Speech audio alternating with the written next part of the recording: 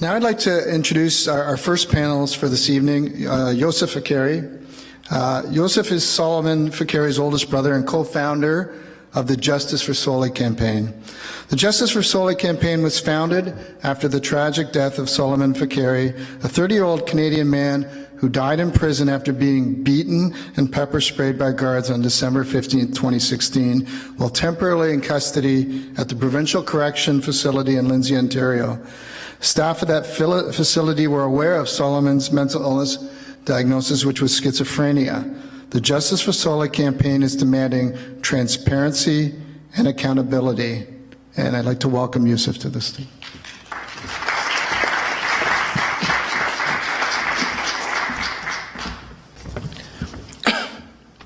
Just want another round of applause for Trisha. I mean, you are an inspiration to all of us. It takes an incredible level of bravery, courage, and humility to come and speak about your story. And it's people like yourself that continues to give us hope. And it's people like yourself that gives us so many reasons that we need to fight more and we must do better. So for Trisha, please, everybody.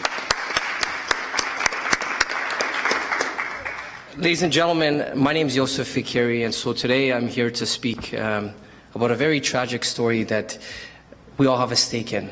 A story that you would hope that a family does not go through. A story that affected my family today, tomorrow could be yours.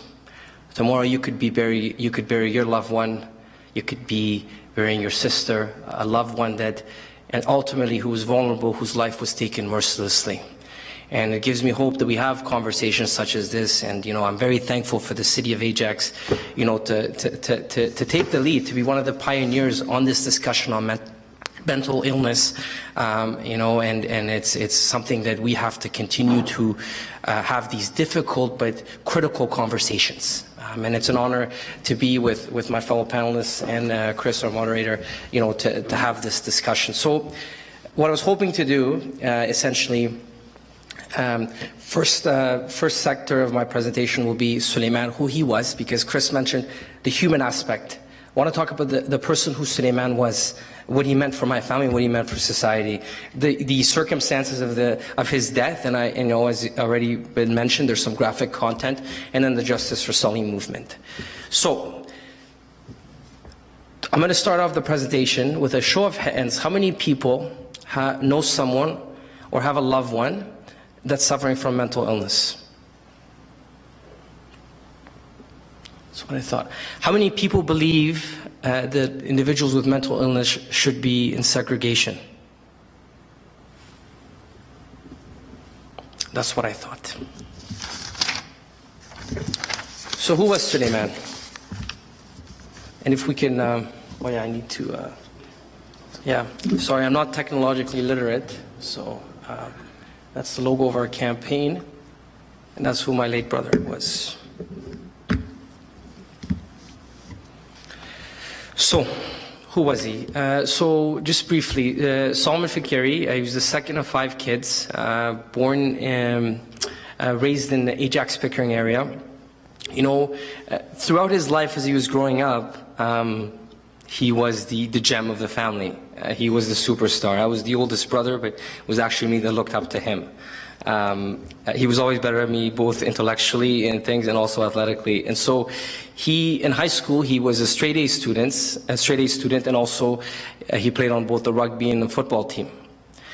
He just grew up the high school that he went was just in Pine Ridge, and then he grew up in Ajax, Ontario. Everything was set for him to do some great things. And during his first year university, he ended up getting enrolled at Waterloo's engineering program, environmental engineering program. And during his second semester in his first year, he got into a car accident. It was shortly after this car accident, he was diagnosed with schizophrenia. And I want to pause here for a second. If there's one advice I can give anybody, I'm a simple man, but one advice I can give somebody is that these mental illnesses, when someone's diagnosed with it, just remember that do not let the illness characterize the person, rather their character, who they are, should be the thing that remains steadfast. And although his life's trajectory would forever change with him being diagnosed with schizophrenia, the man who Suleiman was, the intellectual capacity that he had, the compassion and the dignity that he would carry himself would remain steadfast. And I say this with a great degree of pride, because my late brother, and although he didn't finish university as a result of his illness, his intellectual capacity would remain steadfast, and that in addition to his native tongue of Farsi, he also spoke English, and he ended up picking up, after his illness, Arabic, which is one of the hardest languages in the world, and he learned and picked this up on his own. So he was always a studious man, and he was athletic even after he was diagnosed with schizophrenia. And personally, you know, as a result of this illness, my entire family, we became close to each other. We always were close, but he was the cog that brought us together. And one of the things that I learned the most from my late brother is that as I was coming closer to my faith, it was him that taught me how to get close to my faith. It was his compassion, it was his dignity. And you know, the thing that left his life, that allowed him to live longer than he did, ladies and gentlemen, he was diagnosed when he was 19. He died when he was 30 years old. He was killed when he was 30.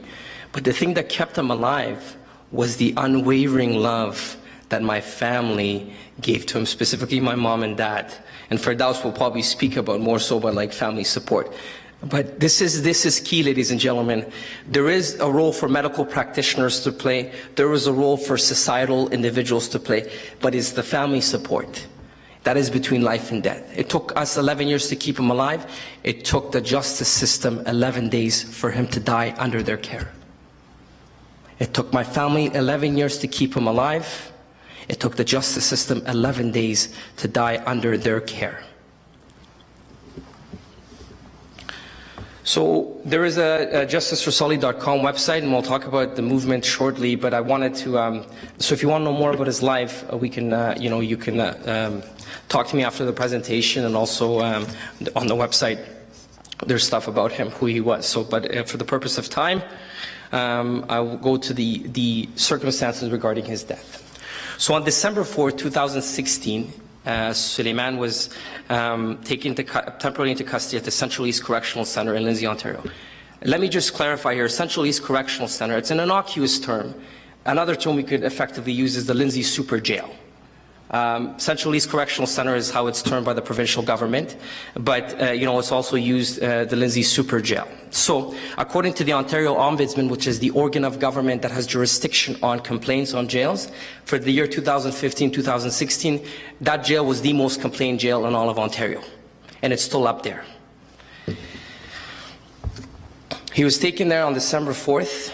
He lost his life on December 15th. So let me talk about the intervening 11 days. In those 11 days, my family tried to see him 4 times. My parents 3 times, myself and my younger brother once.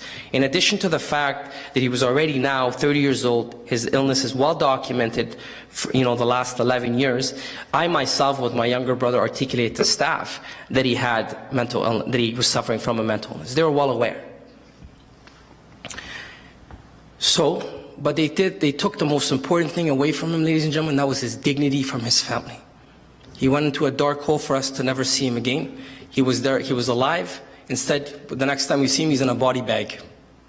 And I'm sorry to use these difficult terms, but I want to hit home the fact that this is not the only family member that situations like this that happens. There's a story of a fellow by the name of Justin Saint-Amour who died a week before Suleiman's death at the Ottawa Carleton Detention Center, also suffering from schizophrenia, took his life. Staff were aware that he had this illness.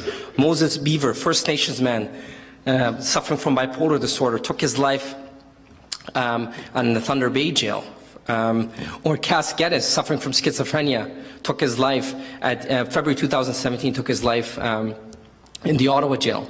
And I've been in touch with the families of some of these individuals, and my heart breaks. There's too many mothers, too many brothers, too many sisters, too many fathers that are spending their time in tears and agony without the accountability and the transparency, which I'll talk shortly. So what happened on December 15th? Suleiman died on December 15, 2016. 16. And after his death, there was two investigations that started, and then there was a third one that I'll talk later on. The first investigation was the local police started their criminal investigation. Simultaneously was the coroner, the Ontario coroner's office started their own investigation. So let's talk about the coroner's investigation. Coroner investigation that took about 8 months, and their investigation concluded a few facts here. So, at the time of Suleiman's death, both his hands and his legs were tied. He had 50 bruises, up to 50 bruises on his body. A significant number of these bruises were termed medically blunt impact trauma. What possesses any individual to apply force to a mentally ill man, a man who is vulnerable? Taxpayer-funded guards that we pay. They took his life. There was 10 to 20 involved. And remember, he was defenseless. Legs tied, hands tied, 10 to 20. 50 bruises. He was in segregation the entire time. And he had a spit hood on his head. These are the facts that came out of the coroner's report. The 50 bruises, the legs tied, the hands tied, the segregation, the spit hood. Let's go now to the police investigation. And I sincerely apologize, ladies and gentlemen, for articulating this tragic story, but I have to articulate it in this forceful way for us to really understand that this is life and death. That this happened literally in our backyard. Lindsay is not too far from here, ladies and gentlemen. It's 45 minutes from here. And like as I said at the beginning of my presentation, today was my brother, tomorrow could be your son. And as Ontarians, as Canadians, we must do better. We can do better. And it is up to us. It is ultimately up to us to do this. We can do better. And the biggest tragedy out of my brother's death is that a few days before his death, he was supposed to be transferred to the Ontario Shore Centre for Mental Health. He was waiting for a bed. People were aware. Staff at the facility were aware. Just a couple days before his death, he was supposed to be transferred. So let's talk about the police investigation. The Kawartha Lakes Police Service opened their own criminal investigation after Suleiman's death. And look at the image of my brother. This is the personal part that we have to think about. The pain. Some days I do better, ladies and gentlemen, with some days where I can speak more clearly, and some days it's very difficult.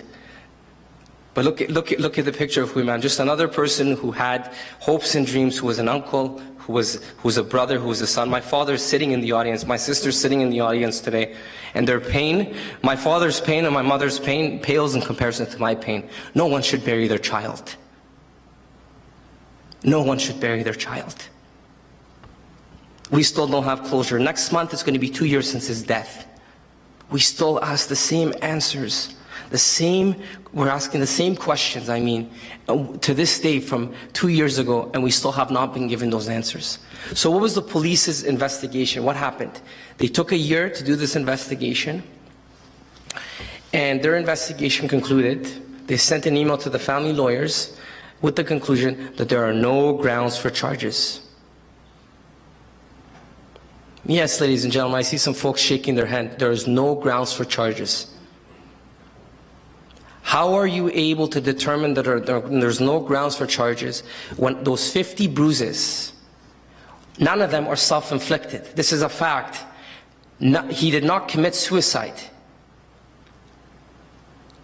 None of them. And they sent an email to the family lawyers saying there are no grounds for charges. It's not as if, it is effectively saying that that's okay. That that's allowed. That's permissible. We as a country and as a province and as a society cannot forget stories such as Justin Saint-Amour, Cass Geddes, Moses Beaver, Suleiman Faqiri, or hearing what Tricia said, their stories, because we have to make sure that people with mental illness, we have to be the voice for the voiceless. Talk is cheap, ladies and gentlemen. What are we going to do? What significant fundamental tools are we going to use to help these individuals? It's our duty. They don't choose to have a mental illness. but we can choose how to react to their illness.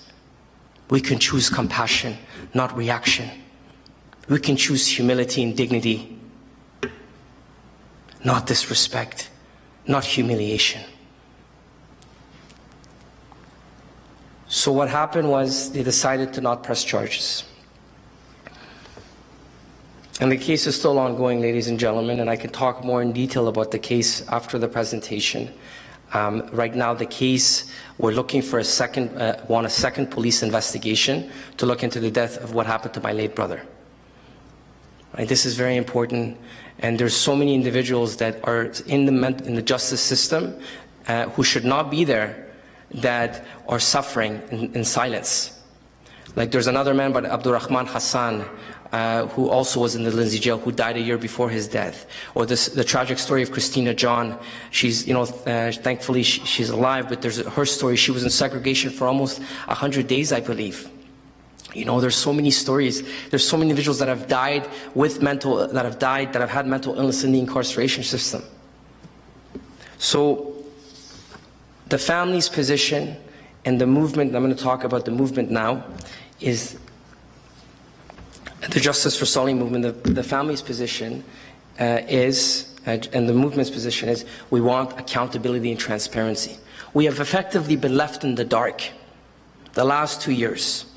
And then the reason I came back to this part is that there is this third investigation that I want to talk about briefly.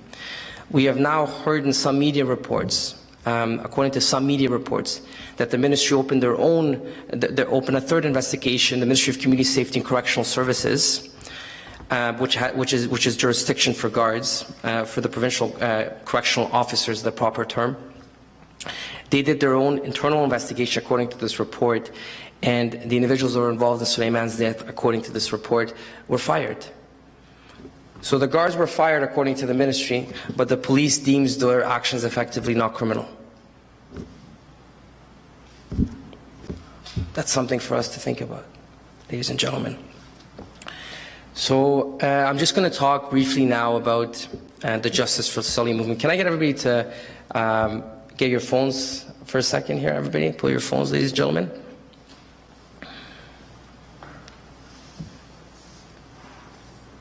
So if anybody can take a minute, if you could tweet something or say something on Instagram or join our Facebook page, Justice for Solly. So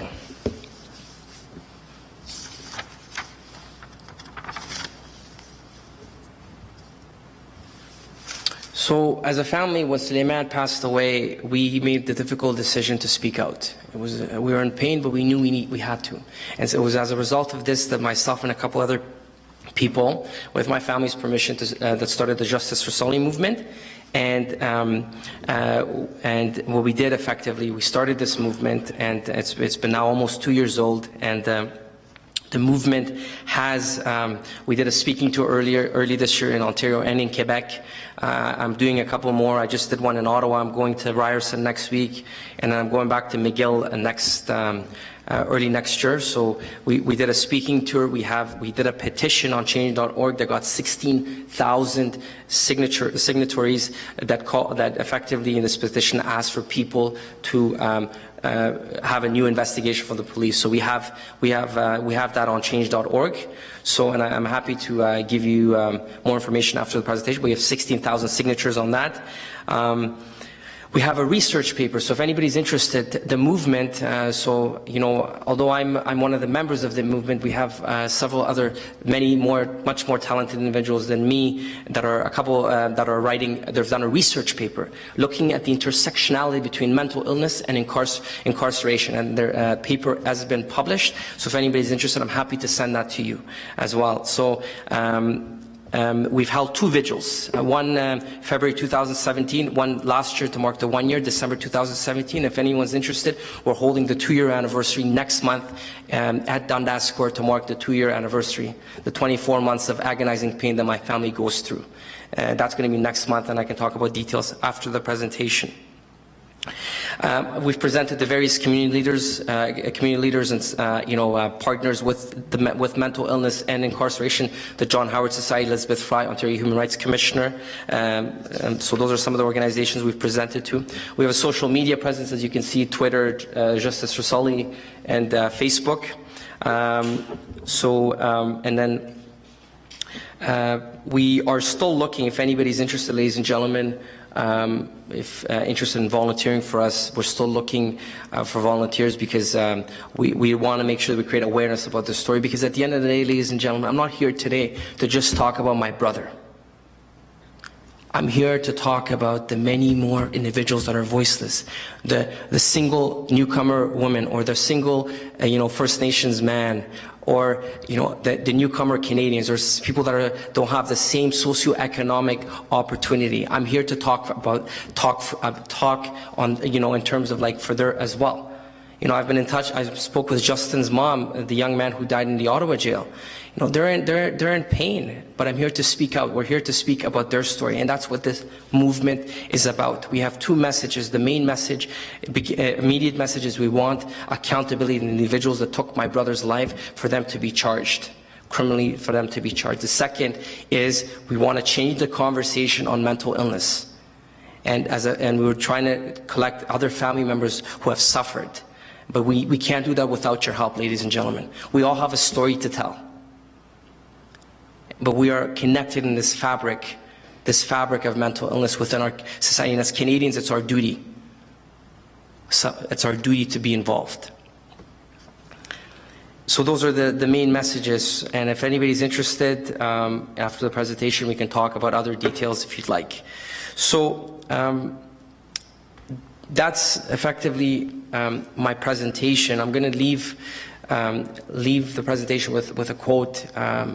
Conclude the presentation with a quote, and it's a quote by that I strongly believe in, and it's something that I think we all need to think about. There's something for us to ponder about. The greatest measure of a society is how that society treats its most vulnerable. The greatest measure of a society is how that society treats its most vulnerable. How do we treat our most vulnerable? Thank you very much, ladies and gentlemen.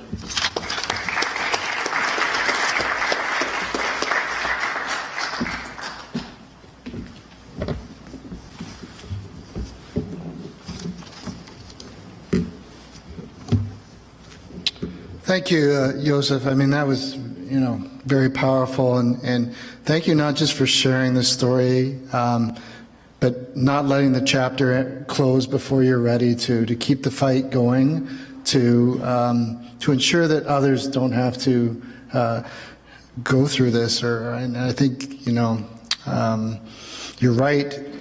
People with mental illness are not second-class citizens, and we've got to fight. And we got to do everything that we can to ensure these things don't happen. So thank you again for sharing.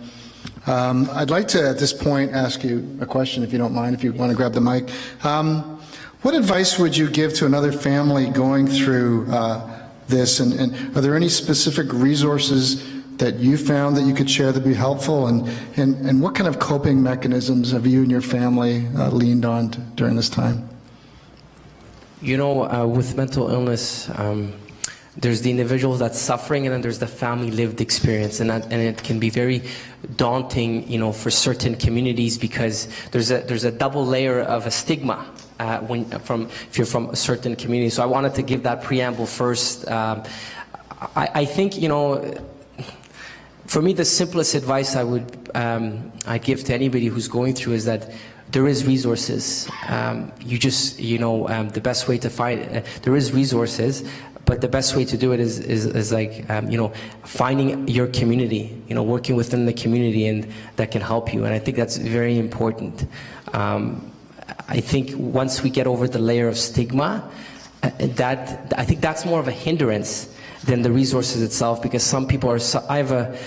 I'll share a story. I have a friend of mine, who has a family member who's suffering from this illness, but they've only consulted with him about suffering this illness, and their parents don't even know that they're going through this.